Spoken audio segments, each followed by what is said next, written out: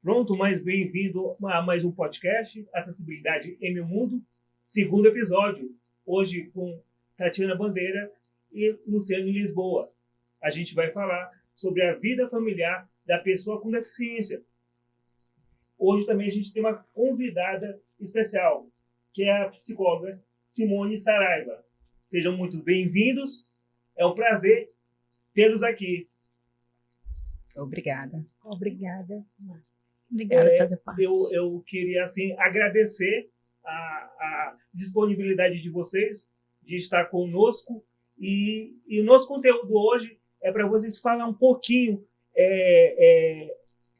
a doutora Tatiana como vó, né, de uma pessoa com deficiência, e a doutora Luciane como mãe, como é essa inserção da família, como é essa trajetória.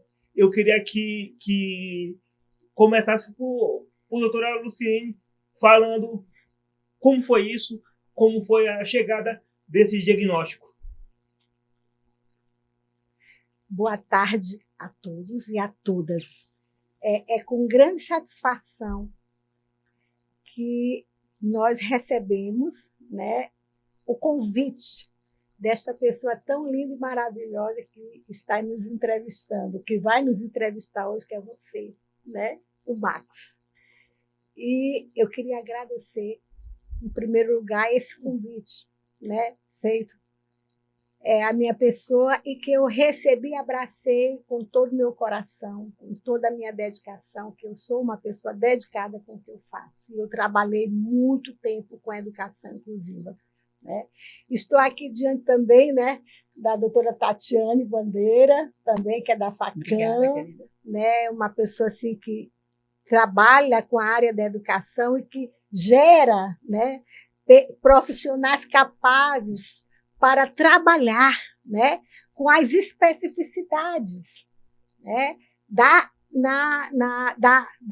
dos seus, né, dos alunos que apresentam em uma sala de aula. Às vezes, né, a gente vê essas situações que a gente não consegue, né, nem entender a complexidade, né, de ter um diagnóstico de autismo ou de qualquer tipo de deficiência, porque nós sabemos que existem muitas deficiências, que inclusive estão até ocultas, né, como as crianças que usam o selinho do girassol, né, que ainda tem aquele estudo acerca daquela deficiência, né? E a doutora, né, Mônica também, que trabalha demais, que é um profissional maravilhoso nessa questão pedagógica, né, cognitiva, desse auxílio aos profissionais do magistério, né? E eu estava também me referindo, né, que eu também fiz pedagogia, né, na FACAM, né, que numa época que eu foi presencial e semipresencial, que todo sábado a gente estava ali. Isso também me ajudou a discernir o trabalho pleno de um profissional do magistério, né, e de um profissional de todos os outros que trabalham junto a essa inclusão, que foi sempre o meu foco, através do meu filho. Luciane, isso é muito importante, né? A senhora procurou ali meios, né, para poder entender o mundo da pessoa com deficiência. Mas como foi a chegada de ter essa notícia de ter um filho com deficiência, uma pessoa com deficiência em casa? Existe um termo que se utiliza muito entre as mães que são atípicas, né? E que é o chamado luto.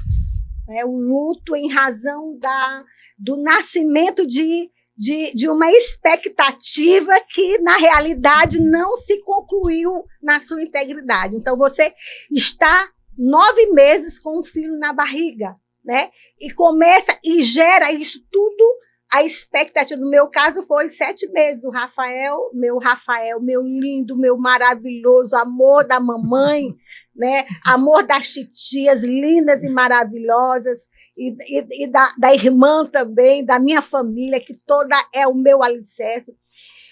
E o que acontece? Existe um luto, né, de você procurar, né, que a psicologia também define esse luto, mas eu não tive tempo desse luto. Eu olhava no meu filho a pessoa mais integral possível, mais digna do meu cuidado, mais digna do meu amor, mais digna do olhar, né, bem protetor. Piedoso, né? seria piedoso?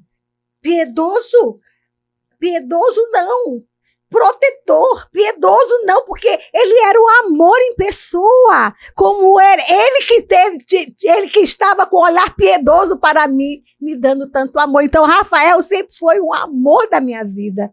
Eu nunca, em nenhum momento, passei por esse luto, porque quando eu vi que eu tinha uma criança que precisava de um apoio maior, eu vi, nele eu vi a minha alegria. Eu vi a minha vocação de mãe sendo totalmente atingida na sua plenitude. Porque muitas mães têm os filhos, né, para os filhos se desenvolverem, criam os filhos, né, no melhor caminho, né, para que aquele filho mais tarde possa estar, né, na posição de acolhê-los, né, na sua mais avançada idade.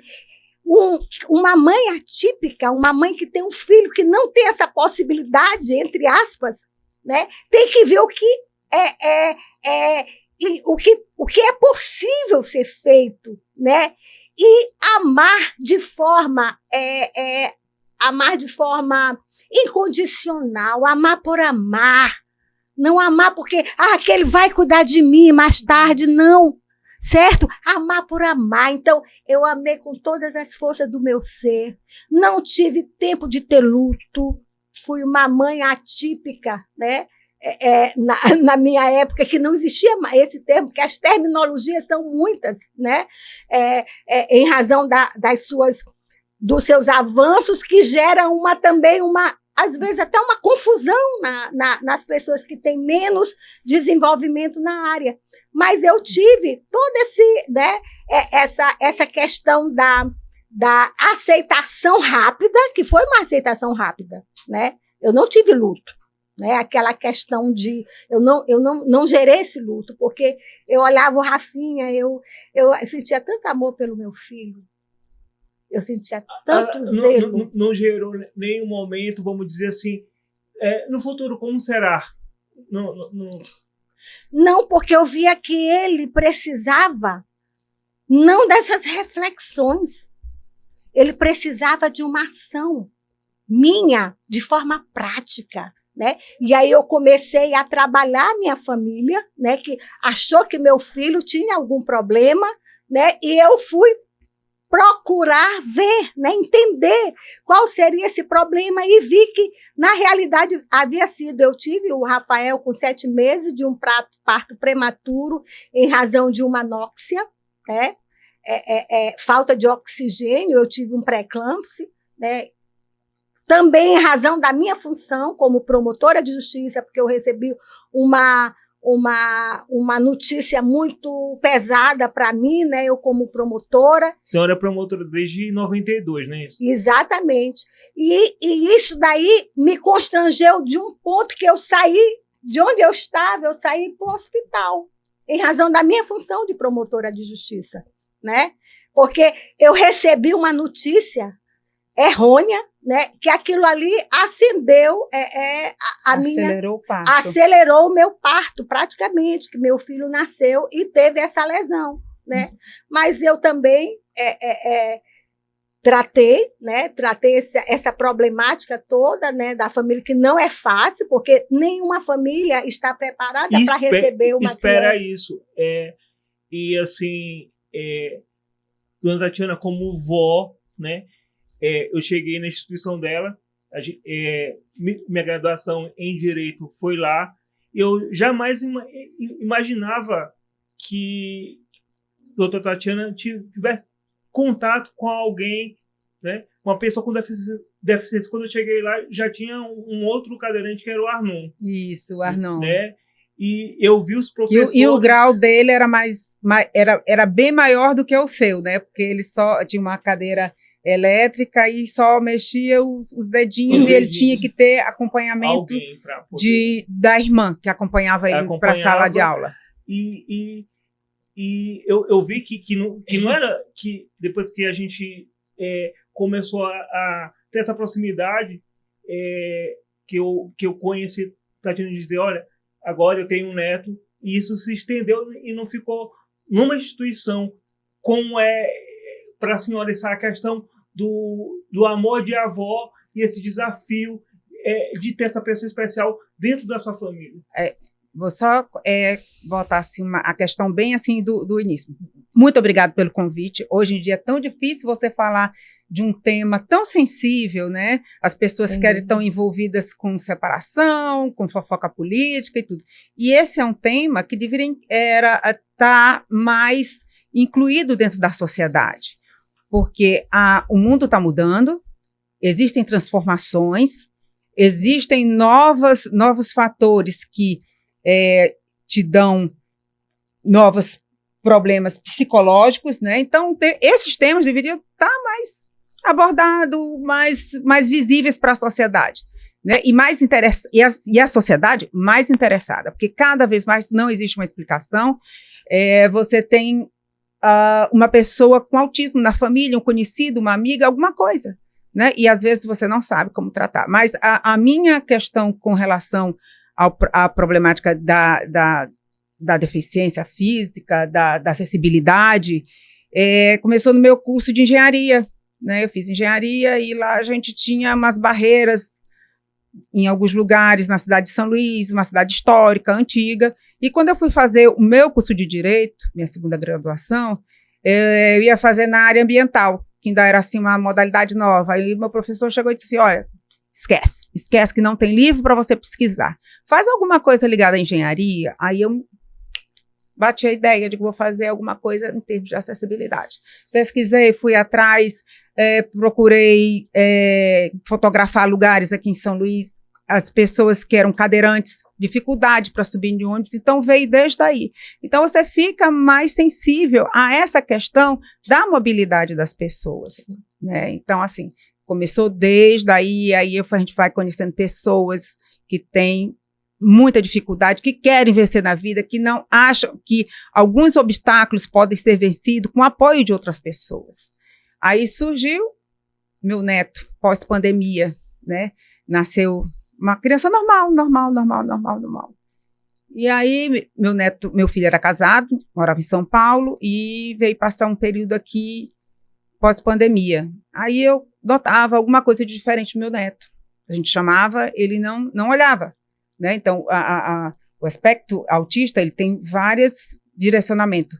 A criança, ela tem uma sensibilidade muito grande à luz, a som, a barulhos muito altos, a textura de roupas, a alimentação e vários outros aspectos que, às vezes, a família, por não ter conhecimento, não sabe, né? E vai passando e, às vezes, acha até que é birra da criança. E não é. Algumas coisas realmente incomodam a criança. E aí eu fui vendo que aquilo ali não estava uma coisa normal. Meu filho volta para São Paulo e tudo. E aí houve uma separação. E aí eu sempre dizia assim, meu neto tem alguma coisa de diferente. Meu neto é uma criança especial. E aí levamos ele no Hospital Albert, fizemos toda uma avaliação. Ele ainda tinha 3 anos e pouco. Só que nessa fase é muito difícil. E aí eu acompanhei tudo lá no Albert, né? O comportamento dele normal, as pedagogas chamavam ele, o psicólogo chamava ele respondia tudo bonitinho. Então o diagnóstico dele foi de uma criança normal. Vinha para cá, para São Luís, e eu ficava desesperada porque ele não comia. Ele só tomava suco, comia biscoito, queria coisas doces, coisas de alimentação realmente ele não comia. Então, eu já comecei a perceber que ele já tinha uma certa ojeriza. A gente sentava na mesa, todo mundo, vem, Giovanni, vem pra cá almoçar com a gente. A gente comprava os pratinhos coloridos para ele, tudo e tal. Ele tinha um comportamento padrão. Ele já tinha o comportamento padrão do autista. E aí, quando ele chegava, via as pessoas na mesa, ele saía chorando. Ele não queria ficar ali na mesa. Ele não conseguia ver comida.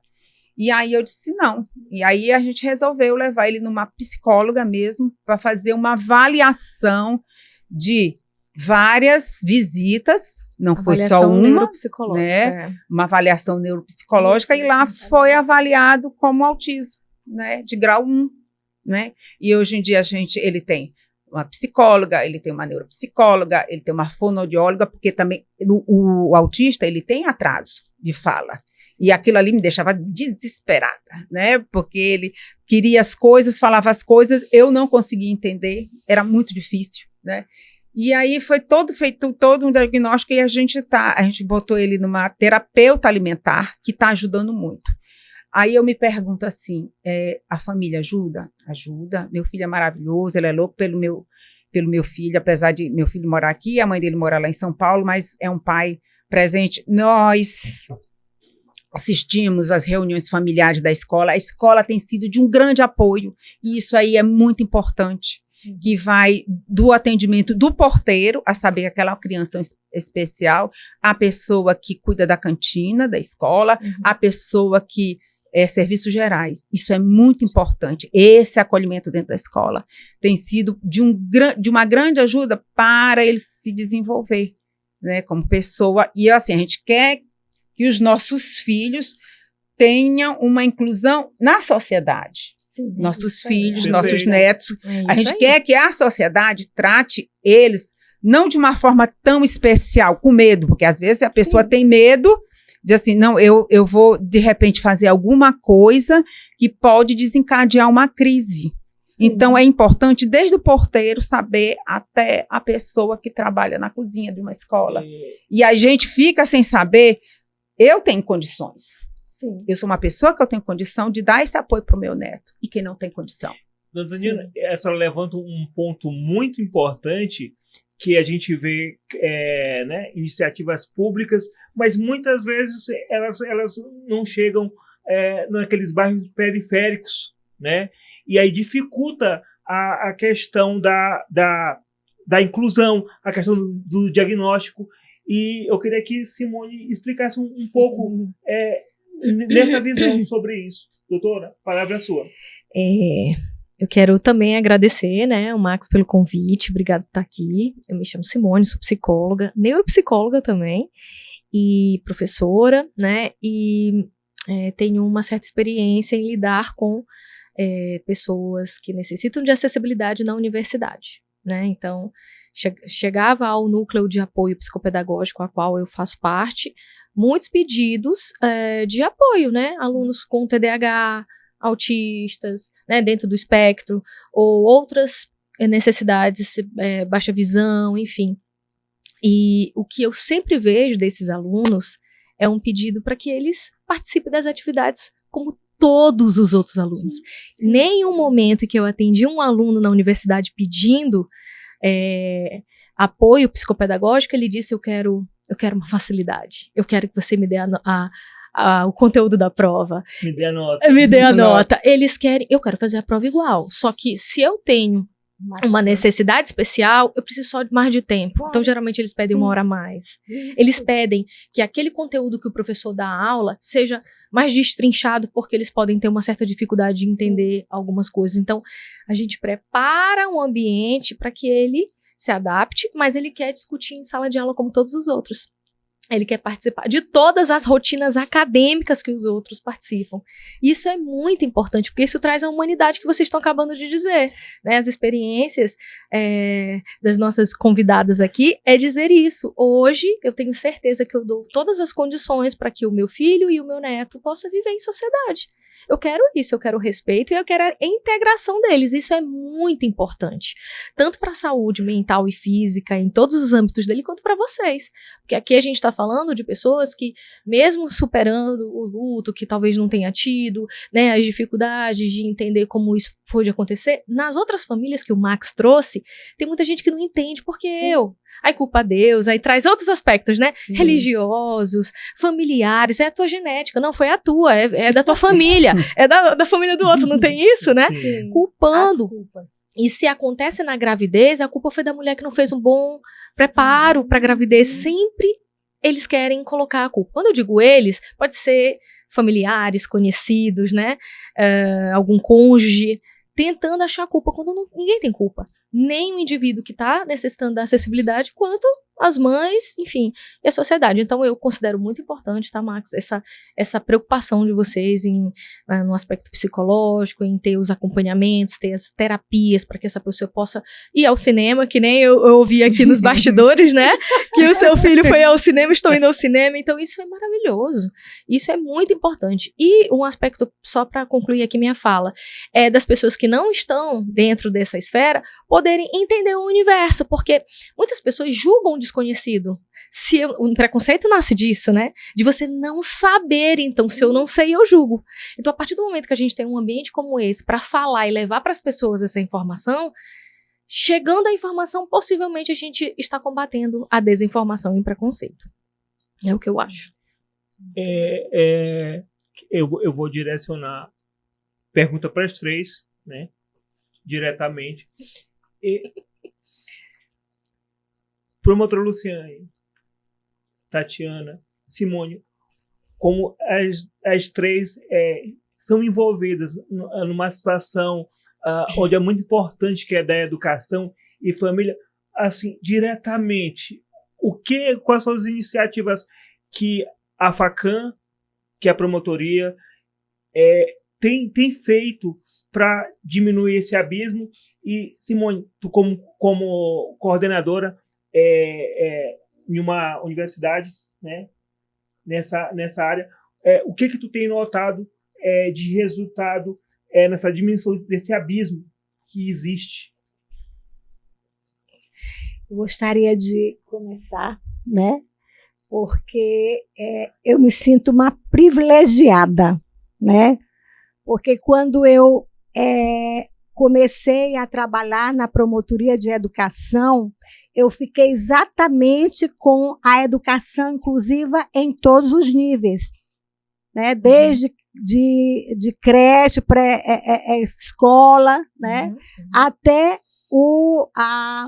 a universidade. Então, eu fiquei muito feliz quando, né, muitas crianças eram retornadas para as suas casas porque não existia vaga para elas nas escolas, né? E me veio essa demanda muito importante dessas mães que já se sentiram excluídas da educação, das crianças terem a sua educação inclusiva. Então, o que o Ministério Público fez, né, nesse momento, nós começamos a trabalhar, né, que a educação era direito de todos. E foi uma campanha que foi lançada pelo Ministério Público, que envolveu exatamente, né, não apenas as escolas públicas, né, da rede tanto municipal quanto estadual, mas também as escolas particulares, né? Inclusive escolas comunitárias. Então, foi um grande avanço, né, que nós conseguimos e um descortinar, né, para essa questão tão importante que é a inclusão, porque a criança, com suas dificuldades, com suas deficiências, com suas limitações, ela precisa ser amparada, seja ela ou não uma pessoa que tem uma certa deficiência, né, que tem a sua especificidade. Então, o que acontece? Se a educação é um direito de todos, o todos aí inclui todos, né? Então, não teria aquela questão, e a gente trabalhou, né, essa questão, o Ministério Público como uma instituição permanente, né, responsável pela tutela dos interesses individuais, indisponíveis, e a educação, né, se incluiria aí com um patamar do mais alto índice, né? Então, nós tivemos essa ação, né? Uma ação proativa, porque eu sou muito pragmática. Eu gosto de fazer e gosto de ver o resultado. Eu sempre dizia para todos, eu digo, educação inclusiva sem resultado não é educação. Então, a educação, ela tem que ter um resultado. Esse negócio, não, é só para sociabilizar.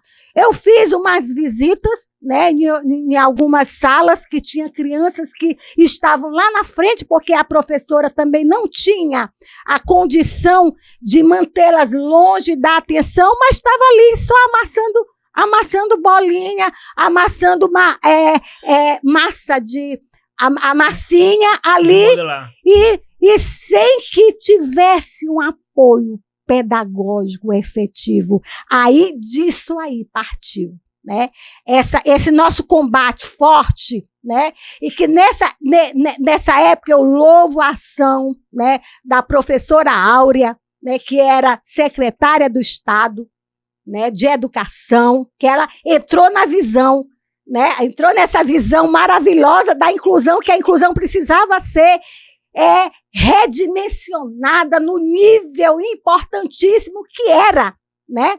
Então, o que acontece? Por que isso é importante eu estar falando isso? Porque o Ministério Público impulsionou essa política pública antes desconhecida por muitos, porque os professores temiam em receber uma criança com suas limitações. Certo? Sendo que o que aconteceu, Max? Não me corta, sou rápido. O que aconteceu? A resposta foi tremenda, né? E o Geraldo Castro, que na época, que hoje em dia, né? Hoje em dia é presidente do Conselho de Educação, ele foi meu professor. Ele era exatamente, ele era o secretário de Educação do município, né? Então, o que aconteceu? O que aconteceu depois dessa sacudida do Ministério? Essa campanha foi lançada no dia 14 de setembro de 2015, né? Na sede do Ministério Público do Estado do Maranhão, que eu tenho maior respeito, né, pela toga que eu visto, né? E eu tenho assim um amor incondicional pela minha instituição, porque eu vejo a luta da sociedade ali sendo travada e nós alcançando, né, os objetivos mais importantes e mais elevados. Então, o que aconteceu depois disso? Por que foi importante essa campanha? Porque depois dessa campanha, nós tivemos concurso público, onde incluía, né, tanto no estado quanto no município, toda a estrutura, né, de uma educação especial inclusiva. Inclusive com cuidadores, né, com instrutores de AEE, né, e seus auxiliares, Braille, Libras, né? Então, teve toda a estrutura que nós fizemos parte. Eu estive junto, né, junto a esse mecanismo todo, né, de engajamento. Então, foi uma coisa linda demais. Então, nós tivemos um avanço fenomenal. Inclusive, na plataforma da UEMA, nós tivemos uma plataforma na UEMA voltada, que o professor Geraldo Castro, voltada à inclusão, né? Com todas as suas etapas. Inclusive, eu mesma em 6 meses, fiz um curso, porque eu fui para fiscalizar se o curso ia dar certo, porque todo mundo dizia que não ia dar certo. Eu digo, não, eu vou fazer esse curso. Eu vou ver, eu vou fiscalizar. O pessoal, não, doutora, isso aí vai ficar por isso mais aquilo. Eu digo, não vai não. Porque se prometeu, ele vai ter que fazer, pois foi do mais alto índice e teve um grande avanço, inclusive a entrega dos certificados, né, para honrar o Ministério Público. O professor Geraldo Castro fez de 300 profissionais que trabalhavam com educação especial. Exatamente, ele fez no Ministério Público, lá onde funciona o centro administrativo e cultural lá do Ministério Público, onde tem as promotorias de educação, lá na Rua Grande. Então, foi uma coisa maravilhosa. Inclusive, eu recebi um diploma de especialista, né? No caso, aí foi uma especialização rápida, né? De 6 meses, mas foi muito esclarecedor, porque tinha professor que não sabia nada, né, sobre essa inclusão.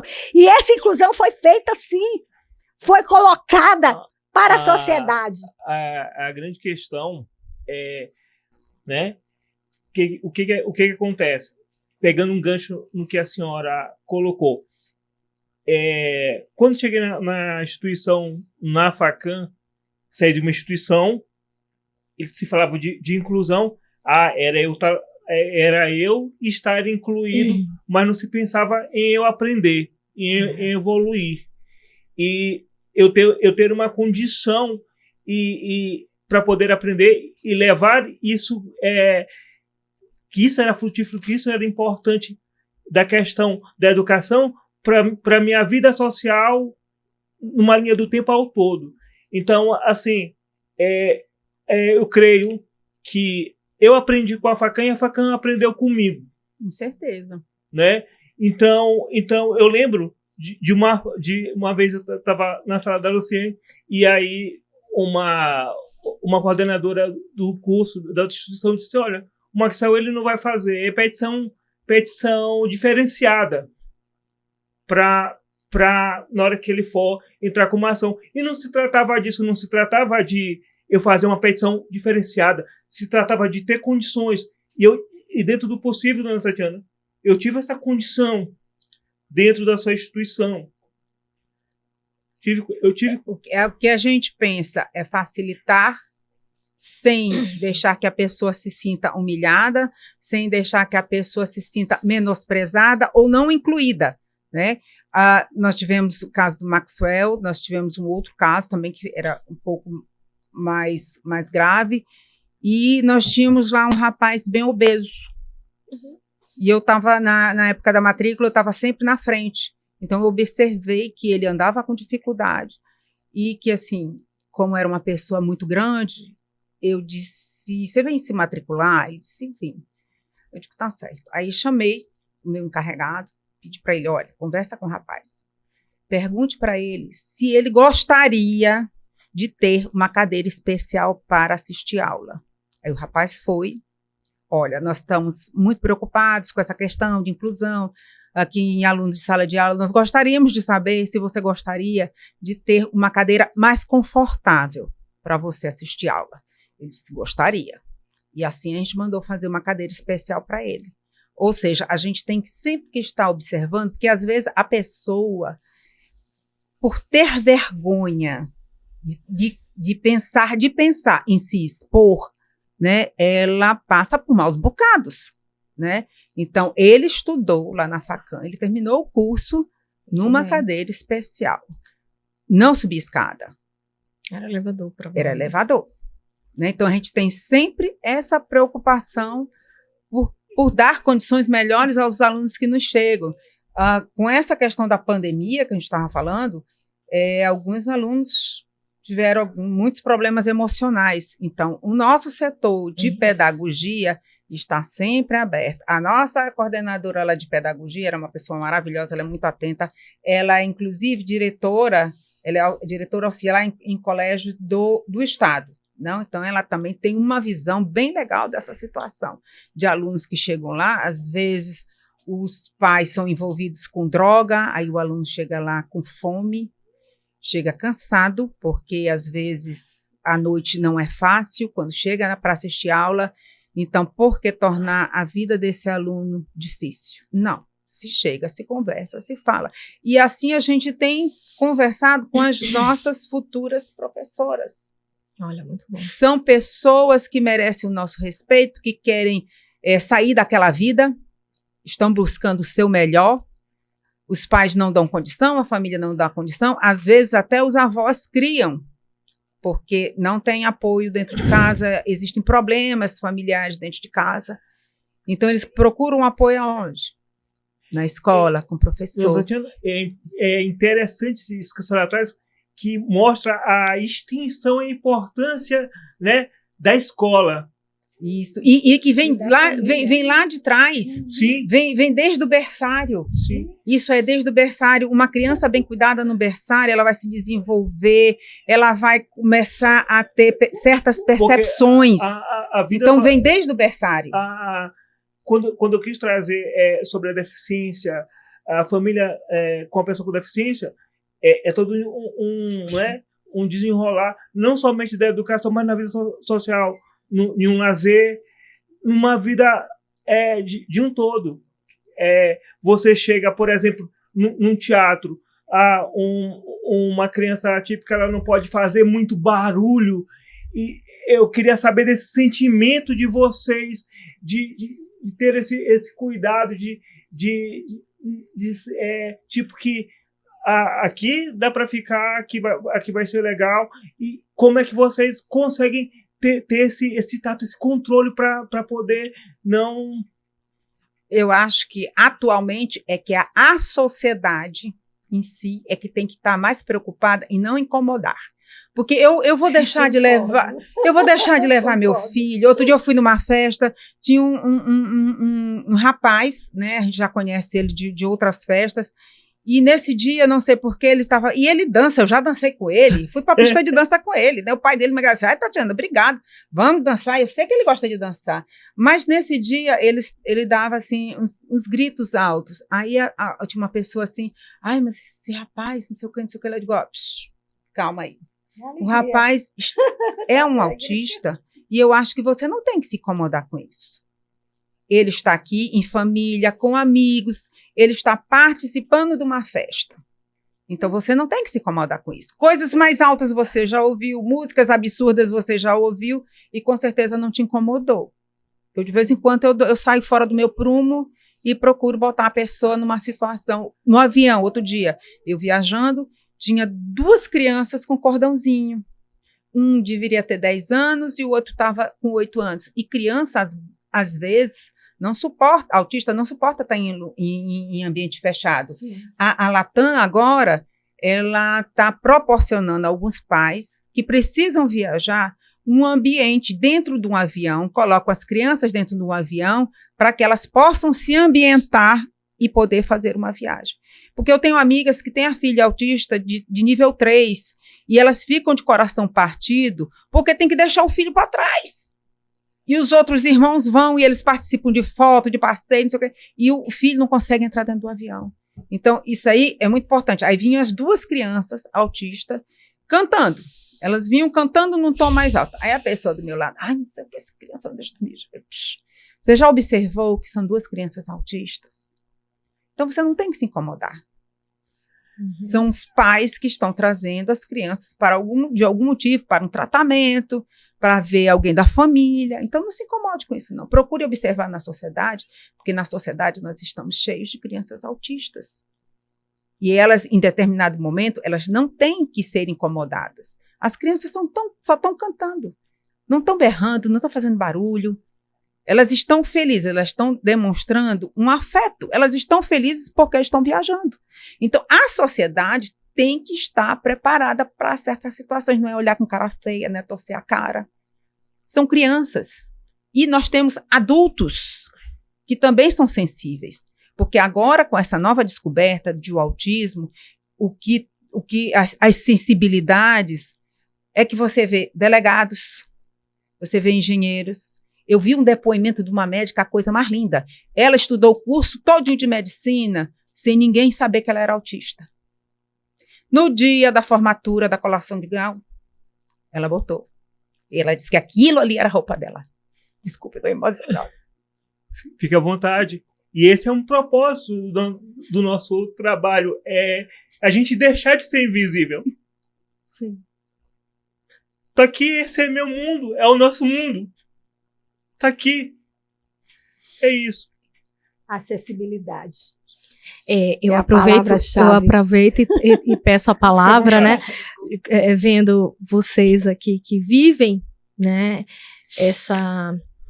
Esse mundo de fato da acessibilidade, né?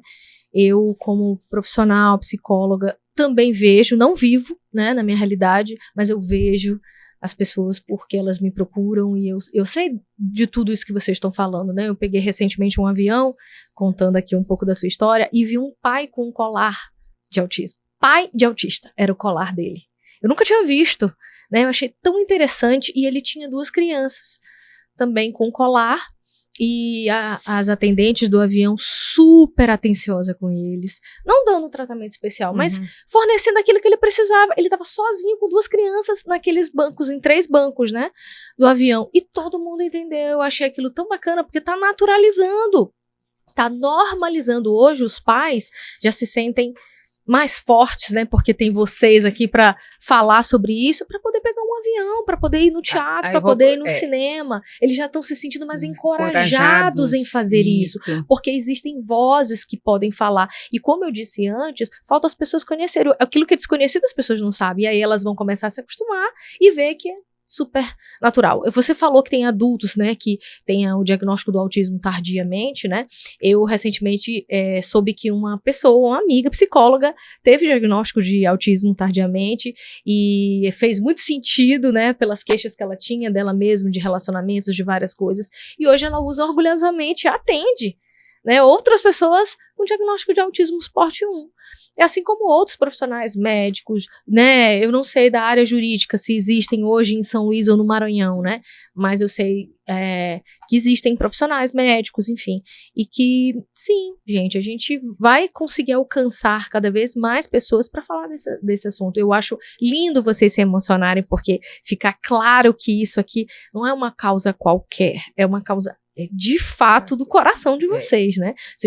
Vocês têm o que eu vivo chamando de conhecimento de causa, e vocês têm a voz, né? Literalmente, a voz de vocês tem muito valor, porque é o lugar de fala, né? De quem vive essa situação. Então, é muito bom fazer parte e poder compartilhar com vocês desse momento. A política nacional, né, da inclusão começou com a lei, né? Com a lei Piana, né? Sim. E Berenice, né? A lei Berenice Piana. E essa lei, né, que deu assim as normas, as diretrizes, né, bem direcionou. Bem gerais, né, mas que já começou a ser colocada para a sociedade a necessidade, né, de se acolher algo, né, que estava ali, que precisava ser acolhido, né, porque quando eu comecei porque eu fiz pedagogia na FACAM, tive essa honra, né, de fazer na FACAM, não estou aqui fazendo propaganda, obrigada, mas foi de alto nível, né, o curso de pedagogia que eu fiz, né, durante os sábados, e eu escutei de uma professora de educação inclusiva, que ela dizia assim, foi o absurdo dos absurdos. Ela disse assim, vocês não vão se estarrecer, mas eu vou dizer algo, eu vou afirmar uma coisa para vocês, que a educação inclusiva, ela com o desenvolvimento do reconhecimento do direito da inclusão, vai deixar de existir. Aí eu, como professora, a gente está estudando aqui, educação vai deixar de existir.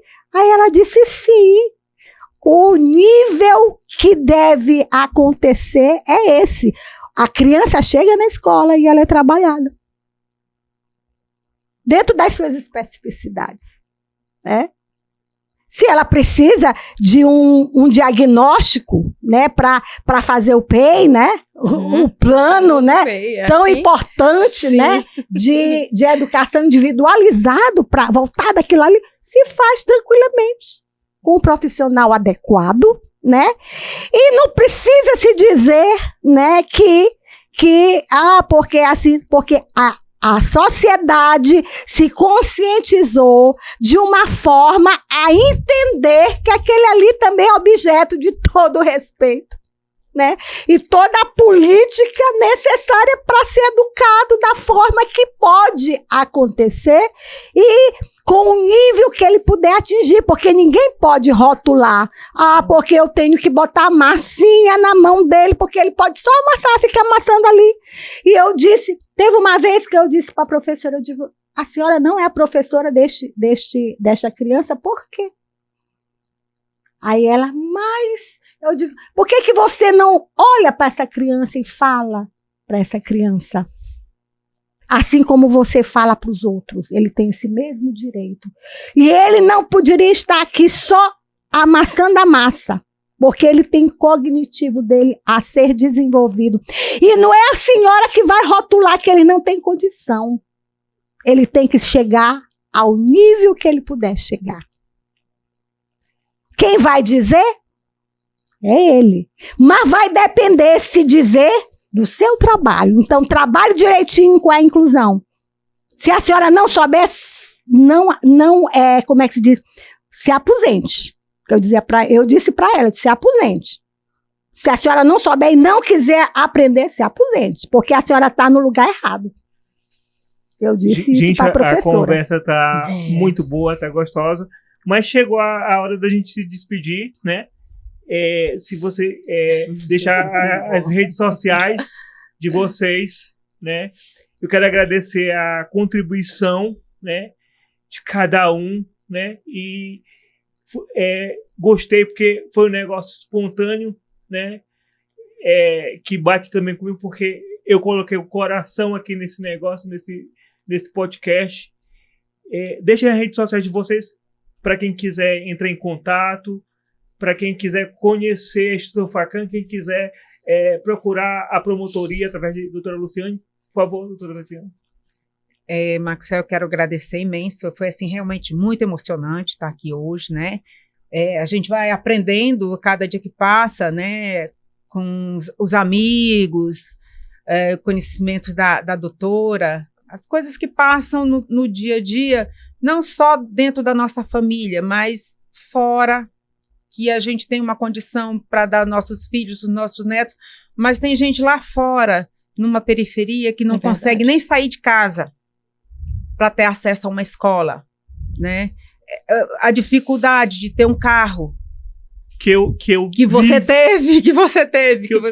você vive isso aí, para levar a uma faculdade, para levar a uma escola, para levar um médico. Isso é difícil, né? Sim. Nós temos condições, mas e a pessoa da periferia? E o prefeito, ele está dando essa mesma condição que você fala, que você combate dentro das escolas daqui no Maranhão, dentro de São Luís. E aproveitando sua fala, ele está convidado, tá, para poder estar aqui com a gente para responder essa indagação. Eu estou precisando urgentemente que as escolas tenham uma sala de recursos com um profissional adequado, que é exatamente um profissional com especialização no AEE. Senhor prefeito, por favor, coloque em todas as creches um profissional para trabalhar a partir das creches, que nós estamos precisando, né, que esse profissional, inclusive, seja não apenas contratado, mas seja concursado, porque a educação especial nessa abordagem inclusiva começa nas creches. Então, as crianças, elas precisam desse apoio. Essas classes, elas não podem ser um professor que já está em vias de se aposentar. Não, é um profissional especializado, com especialização em AEE, e com o seu auxiliar, né? Porque ele não trabalha só. Ele não trabalha só. Então, eu peço encarecidamente para o nosso prefeito, né, essa providência, o Ministério Público, né? Eu estou aqui até representando meu colega, doutor Lindo Jones, que ele teve é o da no pasta. Episódio. Exatamente, é o da pasta, e eu quero muito, muito ver a educação inclusiva dentro da modalidade que ela precisa estar. Muito bom. Começando lá de baixo. Começando lá de baixo. E é no patamar elevado. Não é aquele patamar mediano nem medíocre. Eu sei que o senhor tem a sensibilidade, que o senhor fez e que o senhor tem feito um grande trabalho na restauração das escolas e na construção e na entrega de escolas. Eu sei e admito que o senhor tem feito muitas coisas, mas falta esse olhar. Prefeito, né? Eduardo Braga está aberto para responder em algum dos nossos episódios. E o atendimento também para as mães que não têm condição de ter um profissional, pagar um profissional. Eu tenho uma funcionária de serviços gerais, ela me pede, dona Tatiana, conseguir com muito custo uma consulta para o neurologista. Conseguir uma consulta para isso. Ela tem um filho que é autista, de grau 2, e eu estou sempre perguntando como é que tá, conseguiu a consulta, dona Tatiana, não vou poder vir trabalhar. Não tem, vai sair, vai estar com seu filho levando. Não tem problema. Você tem que ser um facilitador da vida dessas pessoas que têm dificuldade em pegar um transporte com um filho especial, têm dificuldade de uma escola de um filho especial, têm dificuldade de sair de casa por conta do dinheiro da passagem, por conta da falta de apoio dentro de casa. Então, quando você facilita a vida dessa pessoa, você espera que o poder público também faça o papel dele. Faça a sua parte. Faça a sua parte, que tenha profissionais especializados dando atendimento. É um grande número de crianças com autismo e outras condições especiais. Então, a gente espera que o poder público, não só a prefeitura, mas também o Estado. Sim, com certeza. Que faça. Nós tivemos, primeiramente, crianças com síndrome de Down. Síndrome de Down era aquela confusão. Microcefalia teve também uma microcefalia época, né, que foi bem difícil. É muito difícil. Eu acompanhei várias mães com microcefalia. Zika, né? Teve um surto de Zika. Justamente. E agora com autismo. Então, assim, nós temos, o governo tem que estar preparado, a prefeitura tem que estar preparada. São políticas públicas, né? Na políticas verdade, que vocês públicas, estão trazendo aqui, as universidades têm que preparar os seus alunos para que quando saiam de lá, sejam profissionais capacitados para lidar com essas questões. Perfeito, para desse negócio só de publicidade e a gente, né, ver essas ações acontecerem. Isso é importante, eu agradeço mais uma vez. Eu sou o Max Aires, muito bem-vindo ao meu mundo. Obrigada, Max. Obrigada, Max. Obrigada.